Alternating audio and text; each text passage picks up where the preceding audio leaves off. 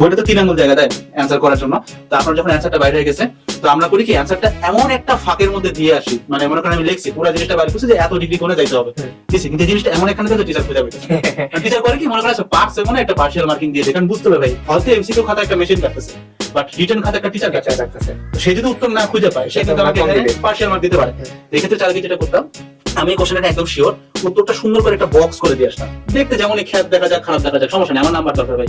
তো আমি লেখার পরে উত্তরটা যেই ফাঁকের মধ্যে বসে না কেন, কারণ এটা সবাই রিলেট করতে পারবে, জায়গা অনেক কম, একটু হিজিবিজি হইতে পারে। তো আমি এক সাইড চাপায় চাপায় লেখা একটা কলাম করতাম, আবার লিখতাম কলাম করতাম, এরকম করে লিখতাম, 3-4টা কলাম করতাম। 3-4টা কলাম করতাম, কারণ আমার জায়গা এরকম, মানে বুদ্ধিটা এখানেই ভাই, আমাকে জায়গা 3 আঙ্গুল দিছে, নিচের দিকে জায়গা নেই কিন্তু ডানে তো অনেক জায়গা, তো কলম করে লিখি এটা, আর দেন উত্তরটা বাইরের পর বক্স করতাম। এখন এইখানে হচ্ছে মেইন স্ট্র্যাটেজিটা, সবকিছু বক্স করতাম না, যে জিনিসটা আমি একদম কনফার্ম 100% শিওর হইছে এটা বক্স করব। এখন এটা আমি জানি ভাই ভুল হইতে পারে, যদি ভুল হয় টিচার যদি ধরে 0 দিতে পারে, এটা বক্স করব না, এটা উত্তর এমন ভাবে লুকাই দিছে ট্রাই করতে পারবে কোনো কিছু